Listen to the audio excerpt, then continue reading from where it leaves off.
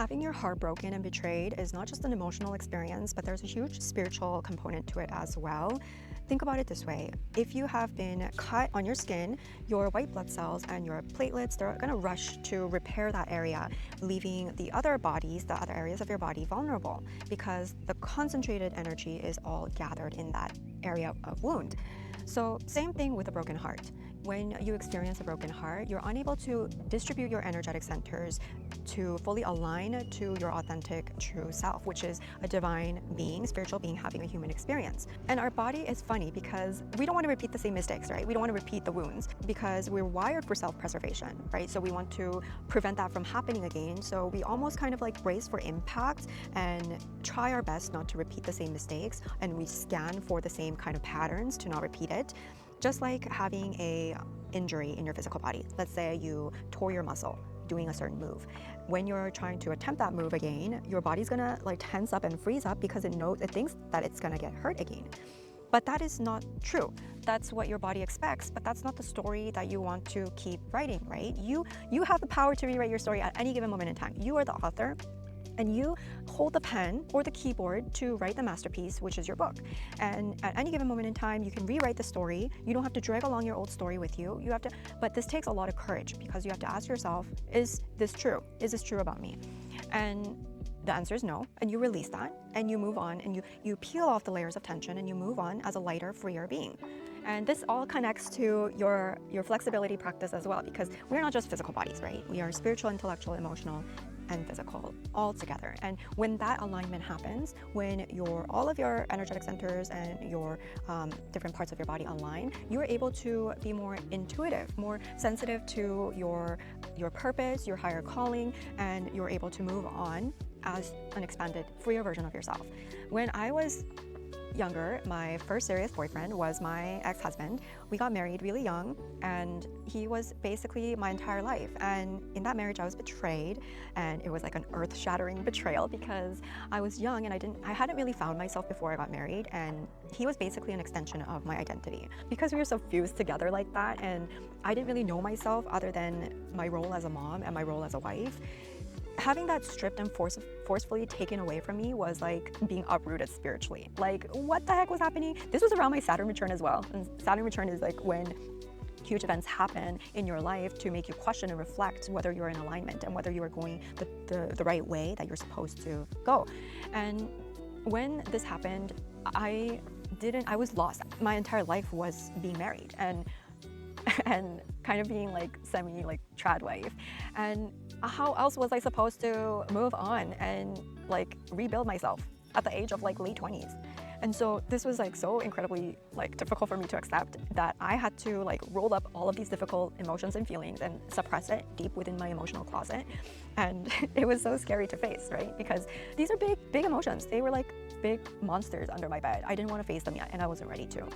But what I didn't know was that when that happened, I was guarding my heart. My heart was broken, and subconsciously, spiritually, I was adding on layers of protection, like a shield, which came in the form of tension.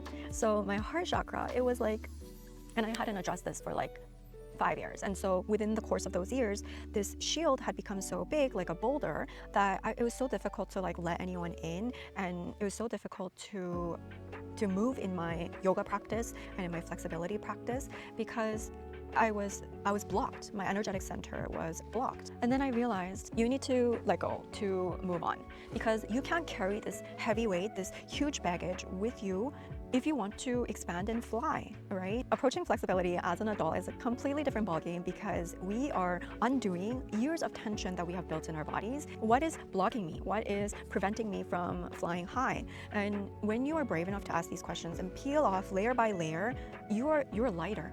You are lighter, not just physically, but spiritually, and you're able to expand and go deeper into your backbend practice. Think about it, like spiritually, if your heart chakra is blocked, you're unable to open up in your body. And that's from like your collarbone all the way to your lower ribs, gets stuck and stiff and blocked. And when that area is all blocked and for good reason, like you are trying to protect yourself, right? I was like very, very planky in my heart chakra, because this was fresh after my divorce. All I would concentrate and focus on was to protect myself. to prevent this from happening again. But that's boring. A safe life is boring. It's unimpactful and it's not meaningful. Being in the seat of a victim is safe, right? It is a giant shield to avoid accountability, but only you have the power to change your life. Literally nobody else.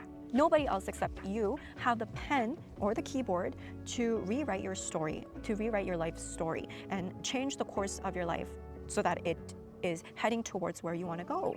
Only you have the power to do that. You can cloak yourself in victimhood and sit back in your comfiest seat in the world and avoid doing the hard work. But at the end of the day, I want to be able to read an epic, amazing life story. Like, think about the character, like undergoing painful events, but they alchemize that into self-reflection and self-alignment. How freaking awesome is that? I want that to be your life. If possible, we want to avoid pain, but pain is inevitable. But suffering is optional, right? We can choose to acknowledge the pain that was there, thank it for the lessons that it taught you, and use it to better ourselves, right? Understand ourselves more. And if energy is not created nor destroyed, then this energy of pain won't go anywhere except be stuck in your heart chakra. So we got to excavate it out, really look at it in the face, and ask ourselves whether that story that we've experienced is true moving forward. Like, is it true that all men will hurt me? No. Is it true that I am unlovable? No. So rewrite your story and release it. Release it. It's simple. It's simple but hard and complicated at the same time. But when you do that one by one, it's like layers of onion, right? Over time, if you are like me and you've been avoiding this for years on end, this onion of yours is huge. It's humongous. So you are peeling off tension one by one by asking yourself if this story is true. And no the hell it's not. And then you release one by one. And when you release, you're a little bit lighter. You're one layer lighter of an onion. And your heart chakra is able to open up and your backbend is able to deepen. And when you do that, when you're lighter in your heart chakra, you are a receptacle. You are a capacity, a container to hold lighter, like, happiness and joy and love as well. Imagine if, like, you weren't able to open up in your new relationship in fear of being betrayed again, but this is a whole new person with, like, completely different circumstances and personality and characteristics, and you are projecting your past story onto this new relationship. That's going to repeat the story. If you're stuck in that same frequency, it's going to repeat itself. So actively choose to rewrite your story, tune into a different frequency, and experience greater joy and love. Because just because you've been heartbroken and shattered once doesn't mean it's going to happen again, and doesn't mean that the love doesn't exist for you. The love that you desire, the love of your dream doesn't exist for you.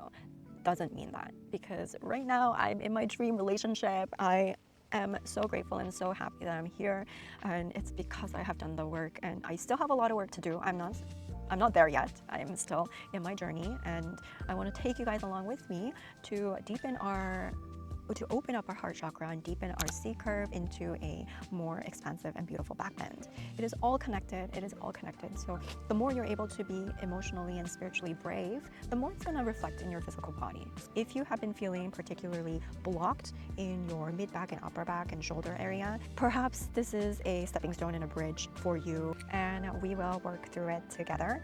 I love you guys so much. Be brave with me. I know you can do it. We will write awesome life stories together, and I can't wait to hear about your journey and step into greatness together. I love you so much. See you in part 1 of Heart Chakra Opener. Bye.